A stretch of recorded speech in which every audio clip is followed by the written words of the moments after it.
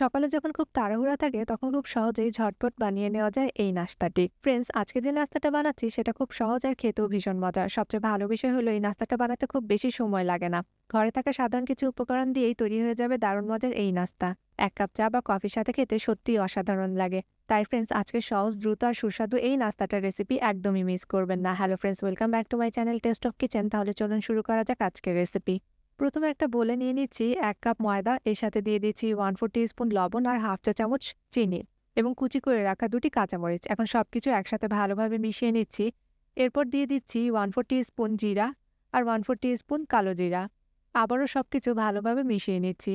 বন্ধুরা, আপনারা আমার এই রেসিপিটি কে কোন জায়গা থেকে দেখছেন অবশ্যই কমেন্ট করে জানাবেন। আপনার কমেন্ট আমাকে নতুন নতুন রেসিপি বানাতে অনুপ্রেরণা যোগায়। এখন অল্প অল্প করে পানি দিয়ে দিচ্ছি আর ভালোভাবে মিশিয়ে নিচ্ছি। খেয়াল রাখবেন যেন ব্যাটারের মধ্যে কোনো দলা না থাকে। ব্যাটারটা একদম স্মুথ আর ঢালার মতো কনসিস্টেন্সির হতে হবে। দেখুন ব্যাটারটা কত সুন্দর হয়েছে। ব্যাটারটা খুব বেশি পাতলা বা খুব বেশি ঘন হবে না। এখন ব্যাটারটা একটা পাশে রেখে দিচ্ছি। এখন একটা প্যানে দিয়ে দিচ্ছি ২ টেবিল চামচের মতো তেল। তেলটা গরম হয়ে গেলে দিয়ে দিচ্ছি কুচি করে রাখা একটা পেঁয়াজ। পেঁয়াজগুলো হালকা নরম হওয়া পর্যন্ত ভেজে নিচ্ছি। এই সময় যে ঘ্রাণ আসছে সত্যিই অসাধারণ। এখন দিয়ে দিচ্ছি গ্রেট করে রাখা একটা আলু আর গ্রেট করে রাখা হাফ কাপ গাজর। দেখুন রংগুলো কত সুন্দর লাগছে। এর সাথে দিয়ে দিচ্ছি হাফ চা চামচ লবণ আর হাফ চা চামচ মরিচের গুঁড়ো। এখন সবকিছু খুব ভালোভাবে মিশিয়ে নিচ্ছি আর ২ মিনিট ভেজে নিচ্ছি।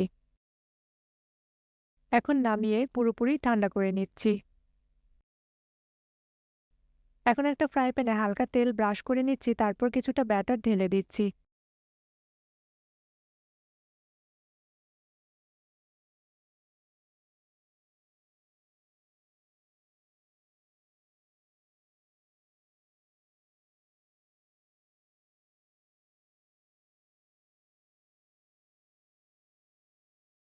এখন লো ফ্লেমে রান্না করছি। ফ্রেন্ডস, লো ফ্লেমে রান্না করলে ব্যাটারটা খুব সুন্দরভাবে সেদ্ধ হবে এবং নিচে সুন্দর একটা রং আসবে। কিছুক্ষণ পর দেখবেন ওপরের অংশটাও সেদ্ধ হয়ে এসেছে। এখন সাবধানে ফ্লিপ করে দিচ্ছি। এখন একপাশে আলু আর গাজরের মিশ্রণটা দিয়ে দিচ্ছি। মিশ্রণটা সমানভাবে ছড়িয়ে নিচ্ছি। এখন চারপাশে সামান্য ব্যাটার লাগিয়ে দিচ্ছি। এতে ফোল্ড করার পর নাস্তাটা সুন্দরভাবে আটকে যাবে।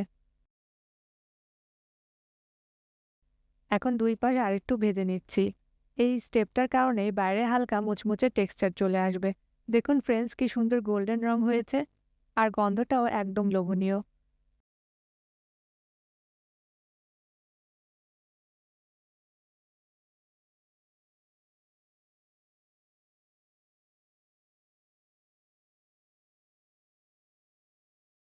আর দেখুন ফ্রেন্ডস, আমাদের মজাদার নাস্তা একদম রেডি। ১ কাপ চা বা কফির সাথে সত্যিই অসাধারণ লাগে।